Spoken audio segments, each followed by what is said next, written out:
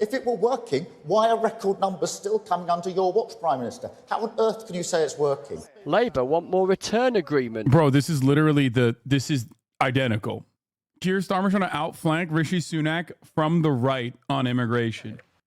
Good evening from Nottingham, where Rishi Sunak and Sir Keir Starmer have clashed over tax, immigration and welfare in their final head-to-head debate before polling day next Thursday. It was a heated confrontation during which they faced questions from a live audience behind me who challenged them to explain and justify their stance on integrity in politics, the cost of living and Brexit. Well, our political editor, Chris Mason, is here. What stood out for you, Chris? For me tonight, Rita, it was all about the tone. It was all about the exchanges as opposed to the content. I mean, of course the content matters, but much of that will be familiar to regular viewers over the last 5 weeks or so. But it was the exchanges that defined tonight. It was a more free-flowing debate than we've seen in previous debates in this campaign. There was more anger, there was more passion, there was more jeopardy. Rishi Sunak had nothing to lose tonight, and that defined his approach, I thought. What's worse, UK or US politics? They're the same. They're literally they're like, it's the same situation. It's a lock for Labour to win. But like, one still has the NHS, yeah, barely. Not for long. Why is Starmer bad? I don't understand. Starmer is literally the exact same thing as the modern Democratic Party. It's just like a lighter version of Tory politics. I mean, I'm sure that John Oliver, yeah, it's here. Don't worry. We have that on the docket. We'll get to that. He really went for it. You could feel that. Keir Starmer had everything to lose, and you could sense that too. But he was much more aggressive than he was a few weeks back when the equivalent programme took place on ITV. I think he'd kicked himself a bit after that debate for being insufficiently aggressive as he might have seen it. Tonight, the scripted put-downs were there from both of them. The things that they anticipate might be clipped up on social media in the coming minutes and hours and circulate with a half-life between now and polling day. They were prepped. They were conscious of what was at stake. It was quite a watch. When this campaign started, it felt like spring. Summer has finally arrived, for now at least, here in Nottingham. And so too, the two men wanting to be Prime Minister the weekend after next. Good evening. Tonight, the beginning of the sprint finish to polling day. First up, Sue, and you probably won't be surprised by her question. People are dismayed by the lack of integrity and honesty in politics today. After the recent allegations about political betting, how would you restore trust in politics? This takes leadership. What I did when one of my team was alleged to have been involved and investigated by the Gambling Commission, they were suspended within minutes. I was furious to hear about these things. That's why I've dealt with it. But the choice of this election is about, as Sue said, it's about leadership, it's about integrity in politics, and that's a question about doing what you say. You know, Keir Starmer's made this broader point, but the point is he's changed his mind on every major position that he's taken. Sir Keir jabbed back. What about wider questions of culture in government, he asked. This isn't just, what's happened this week, last week in the Gambling Commission. We saw Partygate earlier in this Parliament. The Prime Minister himself was convicted and fined for breaking the rules which he brought in and imposed on everybody else. Next, on to a question about benefits as the exchanges got more punchy, energised, personal. And I just want to address Beverly's point. You opposed it when I announced it. You literally opposed it. If you listen to people in the audience across the country more often, you might not be quite so out of touch. Beverly... You're going to have higher welfare under you, and that's why you can't deliver tax cuts the way that I can. But the Prime Minister and people said, should not surrender to this. If there's that much wrong with the system, who's the guy in charge of the system over the last 14 years? Well, why is it so bad? Well, you want to be in charge, but you've got nothing to say to people about what you would do about it. We're an island. Why can't we easily close our borders? If Keir Starmer is your Prime Minister, all those illegal migrants will be out on our streets. And that is the choice for you. Do not surrender our borders to the Labour Party. Steve, this is complete and utter nonsense. On the numbers. Sir Keir said, hang on. If it were working, why are record numbers still coming under your watch, Prime Minister? How on earth can you say it's working? Labour want more return agreement. Bro, this is literally this is identical. Keir Starmer trying to outflank Rishi Sunak from the right on immigration. It's just identical. Do you understand why? Do you understand why I'm saying that, like, the Western civilization is falling apart, okay? Western liberal democracy is dying. And it is dying, and it's running over, it's basically running the same exact, like, fascism cycle that it did not that long ago. It hasn't even been like a full 100 years at this point. It hasn't even been a fucking full century, and they're running it back. Which Rishi Sunak took the mickey out of. Iran, You can see. Syria, Afghanistan. So when Keir Starmer says he's going to return people, is he going to sit down? Are you going to sit down with the Iranian ayatollahs? Are you going to try and do a deal with the Taliban? It's completely nonsensical what you are saying, right? Next, the economy, and Rishi Sunak returning to a favourite theme. No, I say, Wait, why not? Wait, what? Is that, like, out of the question? Like, that they just think that, like, Iran, for example, is just, like, led by, like, barbarian apes or something? Like, you can't even have a conversation with the leadership? Bro said diplomacy is for pussies? Yeah, but, like, also he's a pussy. that the Labour Party's policies will mean all your taxes are going to go up by thousands of pounds. It is in their DNA. Mark my words. Your pension, your council tax, your home, your car, you name it, they will tax it. Well, pensioners are not going to be better off with a Prime Minister who's making promises that he can't keep because they're not funded. That's exactly what Liz Truss got wrong. We cannot... There's one thing that we cannot repeat at this election. Please do not go back to Liz Truss Mark II with this Prime Minister, because the same damage will follow. The whole point of nights like this is the power lies with the audience in the room, and Robert made the most of it. Mr Sunak, I think you made a fair job of being Chancellor, but you're a pretty mediocre Prime Minister. Sir Keir, I think that your strings are being pulled by very senior members of the Labour Party. Are you two really the best we've got to be the next Prime Minister of our great country? My primary job was to deliver It is literally, bro, again, identical, okay?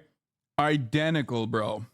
that economic stability so I could start cutting your taxes. That is the journey we're now on. So whatever your other frustrations, the choice for you at this election is about the future. It has to be rooted, if we're going to restore hope, in my view, in returning politics to service. The sense that you come into politics to serve. And then Vicky in Oxfordshire, who asks this: will you protect women's right to single-sex spaces from any and all males, regardless of if they hold a GRC, a gender recognition certificate? Rishi Sunak? Yeah, yes, unequivocally. I get that not all of you will agree with my position, right? But I'm being clear with you. Sex means biological sex. You have to change the Equalities Act to deliver the security of women's spaces and women's services. That's what I believe the right thing for our country is. Keir Starmer said it was important to protect women's spaces and added, I will treat them, as I treat all human beings, with dignity and respect. And I'll tell you for why. Notice that they didn't show it, but he also said he's going to protect women's spaces. Again, it's literally the Joe Biden thing. It's like, yeah, immigrants are people. Also, we have to kill them. Trans people are people. Also, if they want to fucking piss, well, you're going to go to jail. The Prime Minister of the United Kingdom standing in Parliament making an anti-trans joke in front of the mother of a murdered trans teenager. I will never, ever allow myself to be put into that position. Brexit was discussed too, as were prospects. He's like, I'll keep my anti-trans jokes private, thank you. Or maybe not in front of the mother. Even if I do it in public, it won't be in front of the mother. Bloody hell. For young people, and then this flashpoint during their closing statements. And before you make that choice, think what a Labour government would mean. Can you afford to pay at least £2,000 more in tax? That is a lie. And Thank he's you been very told much. not to repeat And that this lie, and is- he's just done it. And this is your closing statement, Keir Starmer. If you want to end 14 years of chaos and rebuild our country, then that power is in your hands. And that was it. 5 weeks after this campaign began, its final set-piece moment had finished. Chris Mason reporting there. That's literally all he had to say, by the way. That's it. And that is the reason why it's a lock for Labour. It's because the Tories have literally destroyed the country. 14 years of austerity, 14 years of just like chaos, destruction, neoliberalism, which, by the way, Keir Starmer does not oppose either. The NHS is defunded. England is broke as fuck. And they did Brexit. Also, simultaneously, you got this reform shit going on, which I have on the docket. Don't worry. Keir made pledges to get the elected leader of the party, and I think he's gone back on all of them, at least most of them. Yeah. England is a complete fucking shithole at this point. I was in London yesterday, and a paper said that 72% of people don't like the Tories. Yeah. The Tories did that shit. Okay? The Tories did that shit, but like, there was a point in time when Labour could reverse that with a popular leader and an ideological commitment to fixing that shit, but they lost it. And we'll hear from Chris again a little later in the programme. Now, in the BBC's first election debate earlier in the month, we spoke to representatives from the 7 biggest parties in Great Britain, which included the Conservatives and Labour. We asked the other 5 for their reaction to tonight's debate, and here's those who replied. It was like a third-rate vaudeville act. The big things that should have been mentioned weren't mentioned. Scotland wasn't mentioned once. Brexit wasn't mentioned once, even in response to the question about the trade relationship with Europe. And austerity wasn't mentioned once. And for that reason, I think this election, and I've been in elections for 40 years now, represents the biggest fraud on the people of the UK and in Scotland that I've ever seen. If you listen to the debate tonight, I think the gentleman in the audience who really hit the nail on the head was the gentleman who said, is this really the best that we've got? And actually what we've seen over the last few weeks is that many people have really made a human connection to Ed Davey, because he's demonstrated that we can make people laugh, we can make them cry, and that he has a real experience, a lifetime. Yeah, she's a Lib Dem, okay? Like, who gives a fuck? Yeah, good luck, dude. Good luck on the elections. Of experience. I think it was the narrowness of the debate that was most shocking. And that's what happens when you leave out all the other parties from the debates, quite frankly. We had a conspiracy of silence from the 2 main parties on some of the key issues like the climate crisis, like the situation in Gaza, like no one standing up for issues like free movement. What we had were 2 men basically trying to outcompete each other to be as cruel as possible to some of the most vulnerable people like asylum seekers and refugees.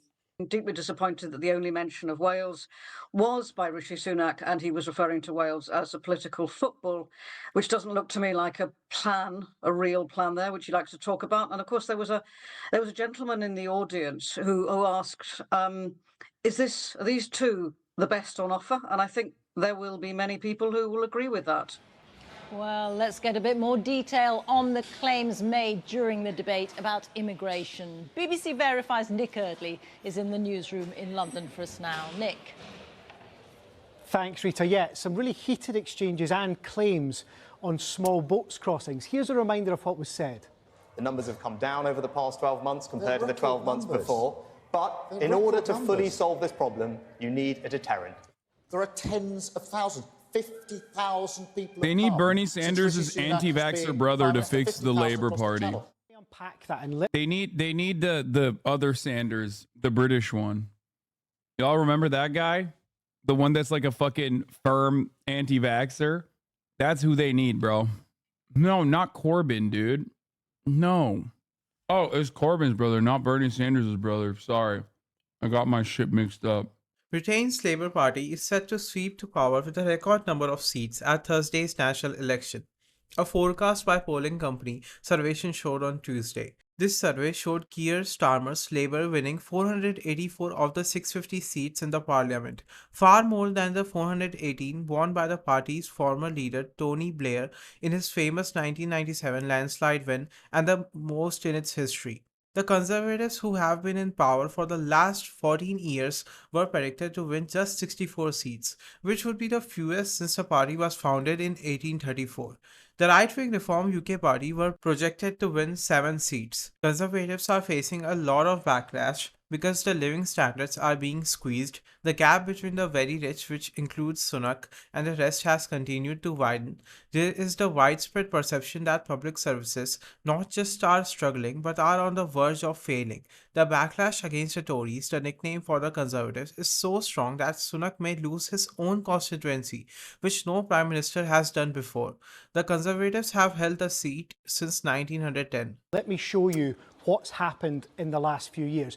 There is no doubt when you look at this graphic here that the number of small boats has gone up considerably overall. And when you add this... Dude, by the way, also the media egging this shit on is also very America. You got two sides of the neoliberal coin, okay? Two leaders that are trying to outflank each other on reactionary politics with mainstream media directly fucking egging on the convo. This together, Keir Starmer was right to say that 50,000... Yeah. Keir Starmer was right to say that there's too many blacks and browns coming into the country with these little boats. We need to do something about it. People have entered the country on small boats since Rishi Sunak became Prime Minister. But they were both using different calculations about what's happening right now. Because although it's not totally clear from this, it is true to say that small boats crossings are down over the last 12 months. They are down, as was claimed, 30%. However, look at that red line there.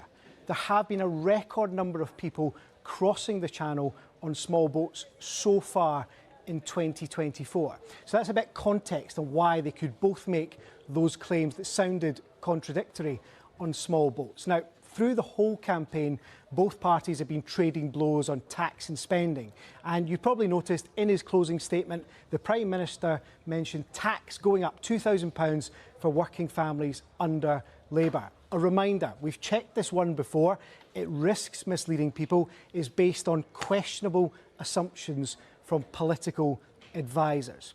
There is a lot more, Rita, fact-checking of both leaders from BBC Verify online now. Thank you for that reminder. Thank you, Nick Eardley there.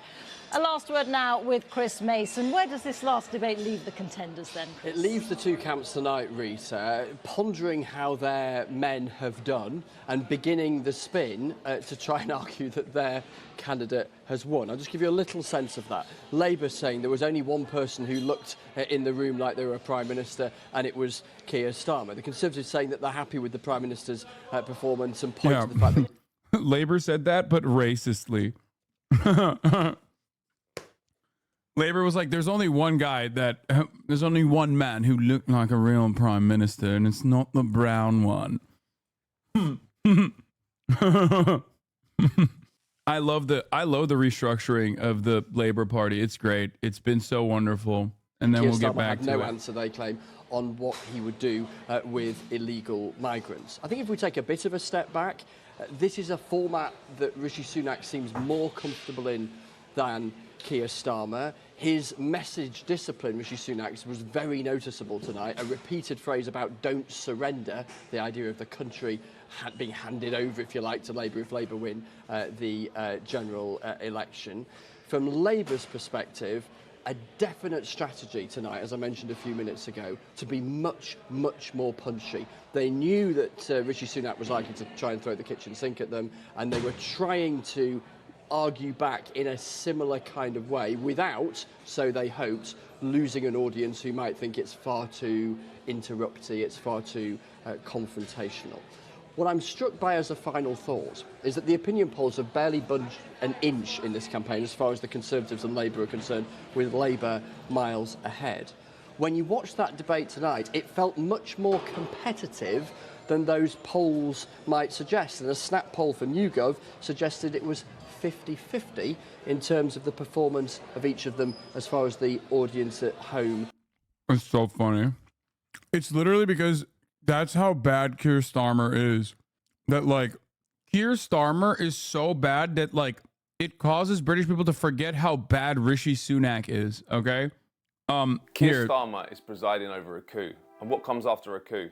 Dictatorship. Starmer is the most dishonest mainstream politician of my lifetime. I've not come across anyone who can so barefaced tell lies so regularly. He lied his way to the Labour leadership. He lied his way through the Labour leadership. And when he becomes Prime Minister, he'll lie his way through his Prime Ministership as well. If Corbyn was doing what he did, you'd have every single one of his lies on the front page leading the BBC News. But they want to protect Starmer because Starmer serves their interests. We all know that Boris Johnson is an unscrupulous liar and the damage that that can do for politics and democracy. But you're probably about to elect someone who is just as bad. He had 10 pledges that he got elected on, which he's reneged on every single one. And he's going to do the same thing in the campaign to get elected. He's going to give you a whole load of policies that he's not going to do in power. And we need some scrutiny of this because he's the likely next Prime Minister. So we need scrutiny of him now. We don't need it later. We don't need to brush it under the carpet because we want to get Labour in and the Tories out. Because unless he's held to account, he'll carry on taking everyone for a ride. Aren't you concerned about rule of law, justice and fairness? Look at what they have done to Jeremy Corbyn. This is a man who has represented his constituency for nearly 40 years and they've tried to destroy him in the most obscene way. Those kind of people, those kind of bullies, those kind of sadists and those kind of immoral people should be nowhere near power. Corbyn was accused of being a Stalinist and purging his opponents. The real Stalinist is Keir Starmer. He's purged the former leader that he took over, that he supported and tried to make Prime Minister. He's purged him from the party and said he can't stand even as a Labour MP. He's sacked shadow ministers for attending picket lines. He's sacked shadow ministers for tweeting links to interviews in The Independent. The reference to Stalinist is really funny because I need you to understand something. Tanky, the terminology that you hear from like the most annoying fucking liberals all the goddamn time for like advocating for things such as like healthcare or whatever, or just demanding that America doesn't murder every fucking brown child on the planet, makes you a tanky, right? That terminology comes from British socialists, British socialism. That is where it is literally originally a British term. English socialism is like, I'll just say it's very interesting.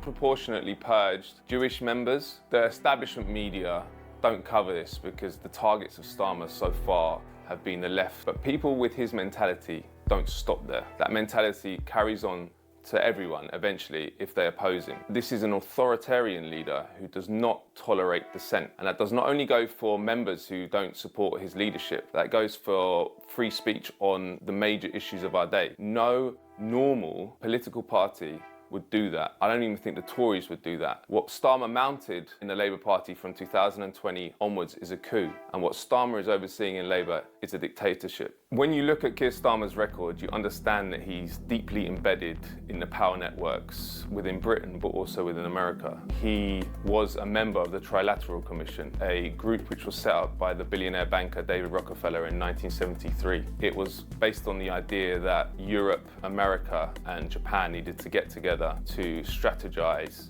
about how to continue the hegemony of the West. The membership has included people from Henry Kissinger to top industrialists, all the sort of elite 1%, and it has produced a lot of US presidents and other politicians around the world. The Trilateral Commission is part of a wider resume that Starmer has, which shows that he is willing at all times to do the establishment's dirty work. His time at the CPS from 2008 to 2013 is quite shocking when you look into it. One facet of that is the Julian Assange case, which was highly irregular what the CPS was up to. They were working with the Swedes to try and get Julian Assange extradited to Sweden. Perhaps more alarmingly, the CPS destroyed huge amounts of emails discussing the Assange case. That period covers mostly when Starmer was head of the CPS, so there's a cover-up going on, clearly. His record at the CPS goes on. He refused to prosecute the police who killed Ian Tomlinson and John Charles de Menezes. He wanted to crack down on benefits claimants. He wanted high sentences for people who stole bottles of water during the riots of 2011. At all points in his recent career, he is concerned with power, getting it, maintaining it, and destroying anyone who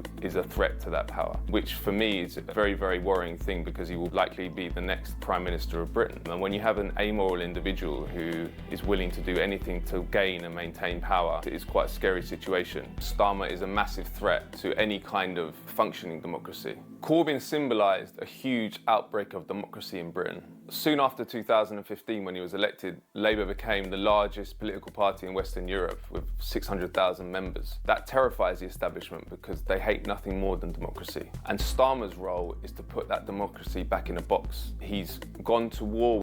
This is absolutely, I'm saying, is another certified double down news banger. Okay? The shit that went on in British Labour is so fucking insane. I'm sure there will be documentaries in, I mean, unless we're like full tilt fascists by that point, but I'm sure there'll be documentaries on it as far as like false accusations of anti-Semitism, real instances of anti-Semitism specifically planted inside of the party, a constant fucking sea of criticism coming in the direction of Corbyn and the Labour Party, making literally like, I think they created an unimaginable amount of hysteria amongst like especially the older Jewish population in the UK. Like they went nutty with it. I mean, Labor Files by Al Jazeera is a good documentary. I meant like Netflix style documentary. I think we watched pieces of Labor Files on the stream before. I'm pretty sure. I think the biggest problem for Corbyn was that he was a little bit too much of a pussy on Brexit. And he just did not, he was stuck between a rock and a hard place. You should listen to Owen Jones. On Jeremy Corbyn, no thank you. On Israel-Palestine, sure. But like you, okay, we're back. Refresh, we're back. Owen Jones destroyed me. Owen Jones heard me talking shit and was like, it's over for you, mate. It's over. It's over for you, Hasanabi. You're done. You're fucking done. Anyway, yeah, Owen Jones was, in my opinion, leaning a little bit too much when he was at The Guardian, leaning a little bit too much into the Corbyn as an anti-Semite shit. Anyway, Owen Jones, a lot of people in the Parliamentary Labour Party are horrible. Owen Jones was born in Sheffield, raised in Stockport. This land is written from the point of view of an observer and a participant. Did you write it essentially as an attempt to make sense of the scale of Corbyn's election defeat? Are we watching debate together? Yes. Anyway, ultimately, listen. Owen Jones is fine. And especially his like latest stuff on Israel Palestine is pretty good. And you know, and Corbyn bent over backwards trying to investigate it, and it turned out it was just that Israeli intelligence opted to discredit him. No leftist politician learned that lesson, that centrist Labour Party leaders are the exact same as conservative Dems. They would sabotage the party if a progressive ever took the lead. Yeah. Straight up. Anyway, do you see Sunak try to attack David Tennant for telling a transphobe to shut the fuck up because said transphobe is a woman? What? Anyway, yeah, Corbyn should have actually done a Stalinist purge. Like, it would have been absolutely valid for him to do so. And I wish he had. And he was too soft, man. He really was. And so is Bernie. I love him. I love him, especially Corbyn. You will never make me hate you. Okay, Jezza, you are my goat forever. I love you. You are the king. Like, England could have had something so beautiful, so great. But having said that, he was absolutely, utterly too soft. He was too soft on Brexit, which was already like a really shitty situation for him because you had like leftist Brexiteers in the ranks. And beyond that, the party had been beefed up by the classic labor / leftist / socialist / communist party. Always has the same issue. You have the students and the London, the educated London class of like student voters, and then you have like the fucking long-term hardliners, like long-term hardline labor voters. And some of the long-term hardline labor voters were very much pro-Brexit, and a lot of the students were obviously anti-Brexit. And I myself have said this before. I was anti-Brexit, and I think that it was not the smart thing to do for England. And I get it. Like, I understand that the European Union is a neoliberal institution, but ultimately, like, England was not being harmed by this European neoliberalism. They were doing it to themselves anyway. But anyway, ultimately, what ended up happening was that he was ousted with a basic coup internally, and he had a soft position on Brexit. He was like wishy-washy on it at a time when people wanted answers. Rishi Sunak has a habit of making history. He's the United Kingdom's first British Indian Prime Minister and its first Hindu leader. And at 42, he was the youngest to take the job in over 200 years. He's also probably the richest person to govern from number 10 Downing Street. Now 44, Sunak is about to mark new and less flattering records in the UK general election Thursday. After a campaign beset by scandals, PR failures, and allegations of insider betting, he may very well lead his Conservative Party to its worst defeat ever. How did it come to this? Hanging over the electorate is a feeling that there is one set of rules for the elites in London and another for the rest of Britain after years of Conservative Party rule. The backlash against the Tories, the nickname for the Conservatives, is very strong. Many voters are angry with hospitals' performance, arguably the worst in the National Health Service's history. Prisons at breaking point, and multiple local governments, including the city of Birmingham, with 1.1 million people, that ran out of money and declared bankruptcy. Living standards have dropped dramatically in the country, with real household disposable income falling 0.9%, the first parliamentary term in history that has left people worse off than before, according to the economic think tank, the Resolution Foundation. Britain's exit from the European Union, which Sunak supported, has not helped. According to one analysis, leaving the trading bloc has cost the UK about 5.5% of its economic output. Meanwhile, Sunak and his wife, Akshata Murthy, are now worth a combined £823 million, according to the Sunday Times Rich List, an annual ranking. Sunak, a staunch admirer of Prime Minister Margaret Thatcher, a free market warrior, was born in Southampton on England's south coast in 1980. His family is of Indian descent and immigrated to the UK from Kenya in the 1960s. If you enjoyed this video, then make sure to hit the like button and subscribe to the channel for more videos like this, and thanks for watching.